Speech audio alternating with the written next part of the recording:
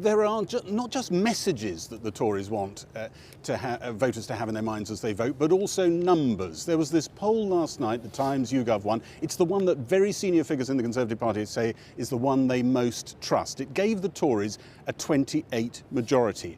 But if you delve into the numbers, that majority sits on some wafer-thin constituency numbers. There are about 46 seats where the majority is under 2%. 11 where it's under 0.5%.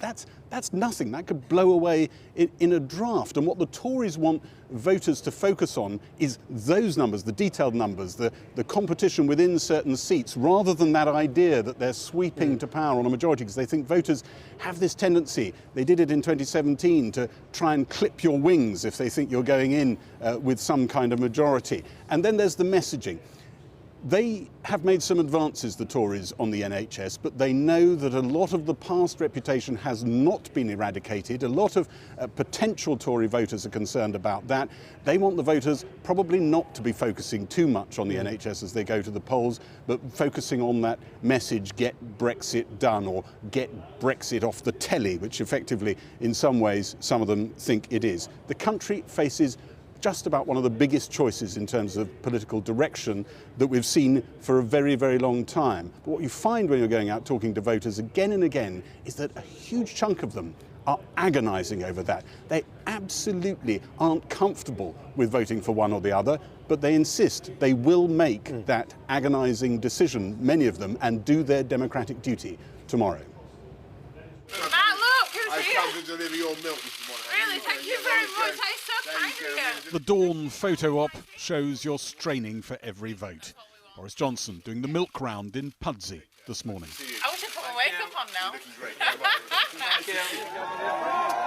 Dawn hadn't broken and Jeremy Corbyn was speaking in Glasgow. I've got to go and catch a train. I'm heading south. But I'll be back with the Labour government. Thank you.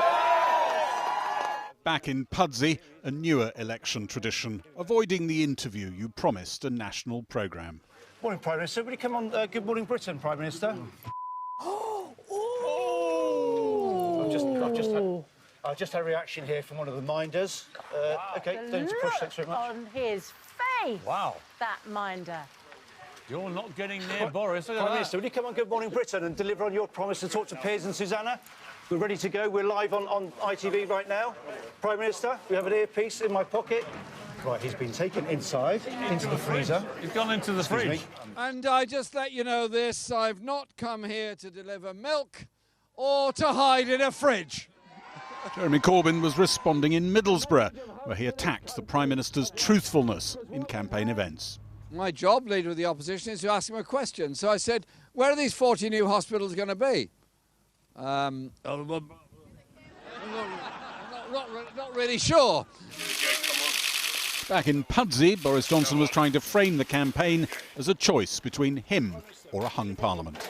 This could not be more critical, it could not be tighter. I'm just saying to everybody, the risk is very real that we could tomorrow be going into another hung parliament. That's more drift, more dither, more delay and more paralysis for this country, to say nothing of the economically disastrous policies of Corbyn and McDonnell. The others are ready pie. One overnight mega poll predicted Labour still closing on the Tories and revived talk of a hung parliament.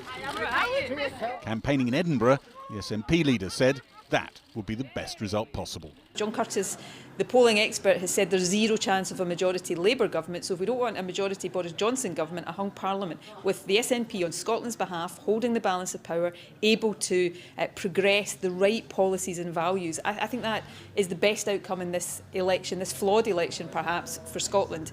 And, you know, if people don't want Boris Johnson as Prime Minister, voting SNP is the only way in Scotland to stop it. The Lib Dem leader was campaigning in Esher and Walton. She conceded in an interview that the big moment of realigning British politics hadn't happened for the Lib Dems, but her team is hoping to make some gains. To people who are at home watching, if you have a growing pile of Liberal Democrat leaflets on your kitchen table, be in no doubt the Liberal Democrats can win in your seat. Your vote for the Liberal Democrats will be a vote for a positive and brighter future. It will be a vote to stop Brexit. Prime Minister Corbyn! Corbyn! Jeremy Corbyn's crowds aren't as big as at the last election, but his manifesto offer is bigger, sometimes double the cash size of policies last time round. Some voters struggle to believe the generosity. Boris Johnson's Get Brexit Done offer has wide appeal, but is widely challenged. How's that? His insistence he'll finish a new trade deal with the EU by the end of next year has been dismissed as unrealistic by the EU Brexit negotiator Michel Barnier in a leaked recording. Mr Barnier said a no-deal Brexit was still a possibility if the standstill transition period was not extended. Our political editor, Gary Gibbon. Well, Jeremy Corbyn has been insisting that Labour could win tomorrow with no problem at all. As he started his tour of 5 key seats in Glasgow South West. This afternoon, Mr Corbyn has been in 2 seats his party is defending, Bedford and Rother Valley. Our political correspondent Liz Bates spent time with him and joins us now from South Yorkshire. Liz. Yes, one final push today from the Labour Party. They've travelled 460 miles up and down the country, visiting seats that they think could make a difference to the general election results. They've been to places like Glasgow South West that they're trying to take back from the SNP, Middlesbrough South and Cleveland East that they're trying to win back from the Tories, and to places like this, Rother Valley in South Yorkshire. This should be a safe Labour seat, but it's under threat from the Conservatives at the moment. When Jeremy Corbyn and his team arrived here today, they seem to be in a confident mood. The Labour leader insisting that his party can still win the general election, and unsurprisingly, given that the polls have shifted in their favour over the past few days, but given that we're in the final stages, just the final hours now of the general election campaign, is this all a bit too little too late? I asked Jeremy Corbyn, and this is what he had to say. Mr Corbyn, is it too late now for you to catch the Conservatives? We're winning this election. The mood is fantastic. The determination is total. What is interesting, though, is if you look at the seats that the party has visited today, some really tight marginals and some safe Labour seats, it might just betray the fact that behind the scenes they're slightly less confident than they are on the surface. The other interesting thing is that away from the national picture, when I speak to Labour candidates that have been on the doorstep for the last 2 or 3 weeks, particularly in the North and the Midlands, there is real genuine worry among them that they could lose what should be safe Labour seats. Even here in Rother Valley, this is an ex-mining town. It has no Conservative councillors, but Labour activists here genuinely concerned that this could be lost. And if that's true, it could see a very dismal picture emerge over the next couple of days for the Labour Party. Of course, this is all still very uncertain at the moment, but we'll get some certainty finally tomorrow when the polls open. Indeed. Thanks, Liz. Well, the Liberal Democrats have focused their campaign around a straight stop Brexit message in their target constituencies. But it's not clear if that message has been broken through with voters, with the party's momentum draining away throughout this campaign. Well, our political correspondent Paul McNamara has been out on the trail with the Lib Dem leader Joe Swinson. He's with me now. Paul, tell us more. Yeah, well, it didn't feel like the campaign of a party that's bracing itself for power. Remember, Joe Swinson started this election saying that she was campaigning to be the next Prime Minister. That line is long gone. The line that we heard a couple of times today was vote for the Lib Dems to stop Boris Johnson getting a majority. Well, that puts us in hung parliament territory. So what do the Lib Dems do now? Well, Joe Swinson told me that she couldn't do anything that would put Boris Johnson or Jeremy Corbyn in there. Which begs the question, what about if there was a different leader of either of those parties? This is what she had to say.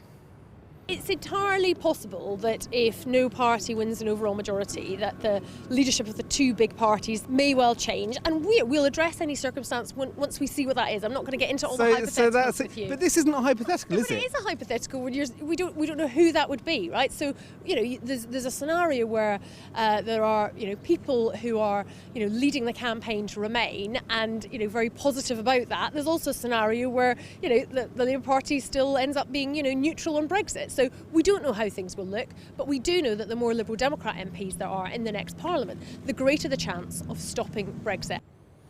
So non-committal there, clearly keeping her options open, thinking about her next move. also thinking about their next moves, her team. One senior Lib Dem told us today that tomorrow night they're planning on tallying up all the seats where they come in second place. The thought being that if it doesn't go terribly well for them, they can say, all right, Next time. yeah, we didn't do that well, we didn't get that many MPs, but we came third place in 2017 lots of places, now we've come second place. That's an improvement. But if you're already thinking about those defensive lines right now, it gives you some indications as to how the Lib Dems see their election night. Paul, thanks very much indeed. Well, in Scotland, the Scottish National Party leader, Nicola Sturgeon, has been campaigning in Edinburgh with a direct attack on Boris Johnson, describing him as the greatest danger to Scotland of any Tory Prime Minister in modern times. Well, our Scotland correspondent, Kieran Jenkins, joins us now from Glasgow. Kieran. Yep, lovely weather here, Matt. Nicola Sturgeon's expected here shortly, her final stop of the campaign. And of course, it's well known by now, not least because Boris Johnson likes to keep reminding people what her price for putting Jeremy Corbyn into power would be, a second independence referendum. But Mr Corbyn says not in the early years of a Labour government. But actually, it's been quite a nuanced SNP campaign on the issue of independence. Nicola Sturgeon was in Edinburgh earlier, juggling vegetables and also balancing her demand for an independence referendum with a pitch to voters in the 13 Conservative seats in Scotland, each of which the SNP are in second place. So their big sell, not so much independence to add to their 35 seats, is two things they actually want to stop. Stop Brexit and, in her words, lock Boris Johnson out of number 10. For the Lib Dems in Scotland also want to stop Brexit and stop independence too. Jeremy Corbyn actually began his day in Glasgow this morning with the promise of £100 billion of investment in Scotland over the next decade. And Scotland, of course, used to be Labour's route to a majority overall. These days they're down to 7 seats, but they are a close second in quite a few. And I think it's telling that in these final hours, Labour voters finding themselves targeted by all the biggest parties in this campaign. But really, this could be vital what happens in Scotland because, of course, we have more marginals here on average than anywhere else in the country. Ruth Davidson also popped up today for the Scottish Conservatives, asking those Labour voters to lend the Scottish Conservatives their votes in a bid to stop a second independence referendum. Thanks, Kieran. Well, in Northern Ireland, pro-Remain parties have been joining together in ad hoc electoral pacts in an effort to remove democratic unionists. Meanwhile, the DUP have been insisting that they won't support a Boris Johnson Brexit deal that includes a customs border in the Irish Sea. Well, let's go live now to Belfast and our chief correspondent, Alex Thompson. Alex.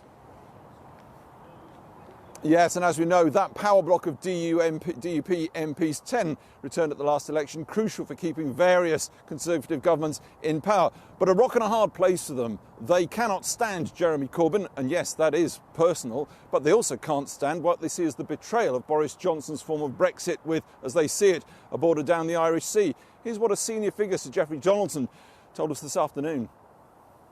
We're very clear that we couldn't support a government led by Jeremy Corbyn. That doesn't mean that we couldn't work with the Labour Party in the next Parliament. Jeremy Corbyn says, no, there wouldn't be a border down the Irish Sea. Does that make it any more tempting? Well, certainly I think Labour's position on the border in the Irish Sea is more credible, but we have to look at the bigger picture as well. Note the nuance, he's hedging like hell, but they could work with a Labour government. Could be important down the line. As for the Nationalists, yes, trade-offs, as you say, all about to keeping as many pro-Brexit MPs out of Westminster as possible. So SDLP standing aside here, Sinn Féin standing aside there to their mutual benefit, they hope. One more thing, the NHS Health Service, huge here, 7,000 unfilled jobs, tens of thousands of appointments being cancelled, strikes. It's absolutely, well, it's rare, you can say here, that all political parties agree on one thing, but they agree there is a crisis. The NHS here is on its knees. Huge job for any incoming Westminster government, and of course, for any government at the Assembly here. That's still down after 3 years. Talks begin on that on Monday. Alex, thanks very much. Well, as part of his nationwide tour, Boris Johnson stopped off in South Wales to rally Conservative support, while Welsh Labour leader Mark Drakeford was out campaigning in a Labour target seat, claiming that the gap between the parties had been consistently narrowing. Plaid Cymru and the Lib Dems, who aren't standing in every Welsh seat, have been drumming up support too. Our Home Affairs correspondent Andy Davis is in Caerphilly. Andy. Jeremy Corbyn was in South Wales at the weekend. Today it was the turn of the Prime Minister, who not far from here in Caerphilly was at a factory where they make Christmas crackers and wrapping, hammering home once again the Brexit message. It was a carefully controlled event. Our requests for an interview were declined, my attempt to throw a question at him ignored. But it's clear he and the other party leaders all know that there are quite a few seats in play in Wales this time round. Predominantly Labour Conservative head-to-heads, but other fascinating contests too. Without doubt, the main issue, the defining issue in the campaign here, of course, all the campaigns, has been Brexit, with the Welsh Nationalists, Plaid Cymru, the Lib Dems, Greens and Welsh Labour all campaigning really hard on a pro-Remain ticket, claiming that Brexit would be disastrous for the country, with the Brexit Party in turn hoping to tap into votes in those Labour Leave areas where anti-Tory sentiment runs deep. And Andy, are the Tories right to be hopeful about a major breakthrough in Wales? Well, sources within the Welsh Conservatives are quietly confident they could make some significant gains here. It's expected to be one of the strongest challenges ever by the Conservatives in Wales, particularly in the northeast, where that so-called red wall of Labour begins. But remember 2017, when hopes of a Conservative surge here were met with some thumping Labour majorities. Wales is, after all, the ultimate bastion for Labour. They've won most votes and seats in Wales at every general election since 1922. It's a remarkable record, and few people here underestimate Welsh Labour's ability to mobilise the votes. Andy, thanks very much indeed. Well, the Green Party has pledged to scrap university tuition fees and write off £34 billion worth of student debt. In the last leg of their campaign, Deputy Leader Amelia Womack said that a generation had been left saddled with mountains of debt and that education should be free for everyone for life. The policy would apply to anyone who attended university in England since tuition fees rose to £9,000 a year in 2012. Now, the leader of the Brexit Party, Nigel Farage, has said that he's hoping for heavy rain tomorrow to put off Labour supporters from going out to vote. His party chose not to stand candidates in Tory-held seats, but Mr Farage warned that the UK could be back in crisis if Boris Johnson won a majority and extended the Brexit process. Speaking in Doncaster, he also condemned attacks and abuse aimed at Brexit Party candidates, calling the entire election campaign pretty appalling. Well, earlier I spoke to the Brexit Party MEP Claire Fox, and I began by asking her why she thought the Brexit Party was losing so much support. I don't think anything's gone wrong. I think that when it first started, and this was the great piece of information, was that there was a vehicle for Leave voters to express their utter frustration at the 3.5 years delay to seeing through the referendum result. So, you know, there was this vehicle. Brexit Party didn't have time to set down any routes, just emerged and people voted for it enthusiastically in their millions, and that was fantastic. Now, the Brexit Party has, of course, stood down many of its candidates, but many are still running. Isn't there a danger that you're going to split the Leave vote and therefore allow Jeremy Corbyn into the building behind me, and the one thing you really want, which is Brexit, might not happen because of that? I disagree that that is what the threat is. I think in many areas that we're standing, where there's been Labour Party candidates forever, you know, never been anyone but Labour, the Brexit Party is saying to people, this is an opportunity, particularly for Labour leavers, to have a new kind of party representing ordinary citizens in this country. And many of those people are going to vote for us. Some of them will vote for the Conservatives as well, but you've got to understand that when the Tories command, as though they have a kind of divine right to rule, that everybody but them stands down if you're a Leaver, what they're basically assuming is that the people who would vote for the Brexit Party would automatically switch to the Tory party. Well, that's just not true. Many of them would either go back to the Labour Party or they wouldn't vote at all. Your party, the Brexit Party, has absolutely nothing to do with any form of extremism or racism or hate.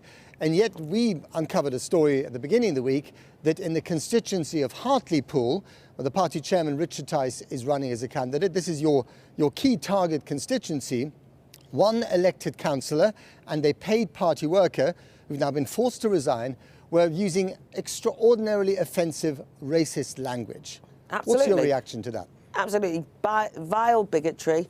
Really glad that I'm associated with an organisation that kicked them out and expelled them as soon as that came to light. You can't try and delegitimise the Brexit Party because there are racists in Hartlepool. Are there any more names to come of people who should also be kicked out? Well, if there are, they should be kicked out. I have spent the last few weeks, and in fact the months I've been in the Brexit Party, working with hard-working, decent Democrats who are not racist at all, of, by the way, all ethnicities. You want to be able to say, somehow, that the Brexit Party is racist. I'm saying it's not racist, and any racists that are discovered in the Brexit Party are summarily dismissed, and rightly so too. I look forward to Channel 4 congratulating us for having made a major breakthrough of getting more ethnic minority candidates as MEPs into the European Parliament than any other party from anywhere around Europe. Thank you, I'll take that. Claire Fox, thanks very much. More from us later here in Downing Street. For now, back to Kathy in the warm studio. Thanks, Matt. Well, this time tomorrow night, voting will be well underway. As far as we can tell now, the Conservatives are still on course to win a majority. The latest mega poll from YouGov, a survey of more than 100,000 voters, suggests Boris Johnson's strategy is capturing some traditional Labour voters, but the Tory lead is narrowing. YouGov's poll currently has the Conservatives leading with 43%, 9 points clear of Labour, with the Liberal Democrats on 12%. The other parties are all on 3% or less. That result would give the Conservatives 339 seats, with Labour on 231. The SNP would take 41 seats and the Lib Dems just 15. The Brexit Party wouldn't get a single MP. All that would make Boris Johnson Prime Minister with a 28-seat majority. But the Tory lead has shrunk during the campaign, so the pressure is on in key battlegrounds, for example, Bolsover. YouGov expects this Labour stronghold to go Conservative. Similar success in Leave voting areas of the Midlands and the North are crucial to a Tory victory. The pollster thinks the Brexit Party won't do well enough to unseat Labour even in key targets like Hartlepool. And it predicts the Tories will lose to the Lib Dems in Remain seats like Winchester.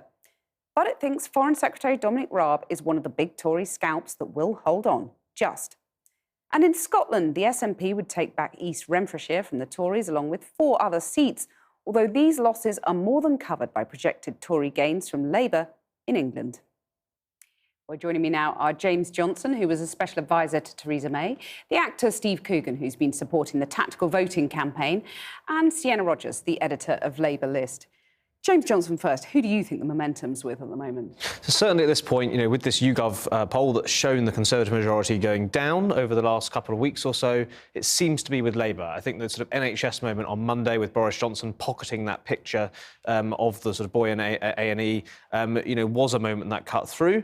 But the big question is it enough? And as it stands, Boris Johnson is still on track for that majority, going by the polls. The Conservatives are still there. It's difficult to see how Labour can close the gap at the very 11th hour in this campaign. Well, Steve Coogan, you've described yourself in the past as a traditional Labour supporter. You're voting Lib Dem, I believe. I am voting Lib Dem because myself and a number of other people are encouraging tactical voting as the only way to stop Boris Johnson's Conservative Party. And that means if you're in a marginal where the main contender to the Tories is Liberal, that you vote Liberal Democrat, and if you're in a marginal where the main contender to the Tories is Labour, you vote Labour, as the best chance of unseating those candidates. Well, let me ask James here, will that work? So I think there are a couple of seats, certainly, where, you know, the candidate is high-profile enough for it to be clear. So Dominic Raab... A couple? Yeah, I think Dominic Raab, for example, as in your sort of segment there, you know, is potentially vulnerable. Ian Duncan-Smith potentially as well. But I think overall, you know, we just can't overestimate just how disinterested a lot of the public are in this kind of thing. And the British election study did some research showing that only about a third of people knew who was second place in a lot of these seats. So it's difficult to see. It could happen, and you know, don't doubt it, but it's just difficult to sort of exaggerate just how sort of disenchanted and disengaged voters are with this process. So Sienna Rogers, doesn't that mean there's less hope for Labour then if tactical voting isn't going to make as big an impact? Well, I think it's difficult. It's easy to overestimate the impact of tactical voting and how many people are going to engage with that. I think, I mean, as James referred to, it is quite worrying that a lot of the time it's difficult to see who actually is in second place, who is in contention. There's a lot of three-way marginal seats, and that's difficult. There's also, obviously, the Lib Dem literature often puts out quite misleading bar charts talking about the European election results when actually they can't be mapped onto general election results. And so no end quite of confusing misinformation for people. online. Yeah, exactly. I mean, the fake news that we've seen during this election campaign has been really difficult. I would say that this election, more than any other, it's so crucially about not just Brexit and Remain, but it's about how we conduct ourselves in politics. And I think the Conservative Party, particularly in this, the current administration, is unrecognisable even to many Conservatives. And we're seeing all these, if you like, decent One Nation Conservatives have either been pushed out or stepped down to be replaced by what I call the sort of vulgar hate mongers of the Conservative Party, who are now stepping into the shoes of those candidates. So, I mean, we know that Lord Heseltine is voting Liberal. The former Tory peer. Yes, the Tory peer, and many others like Ken Clarke and John Major have expressed their dismay with the current direction of the Conservative Party. And I think if people do vote for Boris and he gets in, then the face of the Tory Party will be changed forever. And for those Conservatives, One Nation Conservatives, who don't like the way that the direction their party's going, then if they aid a Tory victory, they won't be able to wrest it back. Is there a sense in which neither Boris Johnson nor Jeremy Corbyn deserves to win, and that the campaign has actually exposed the weaknesses of both? Well, certainly, Jeremy Corbyn's ratings are amongst some of the worst ever for an opposition leader. Well, Boris Johnson's pretty bad too. Boris Johnson is also, going to be, if he becomes Prime Minister after this election, I think he'll be the most unpopular PM on sort of day one after election we've ever had. So certainly there is that view. But look, voters are looking around and they're sort of seeing, apart from, as Steve says, in a few seats where, the Lib Dems are more competitive, they're mostly seeing that this is a race between Labour and the Conservatives, and they don't have anywhere else to go.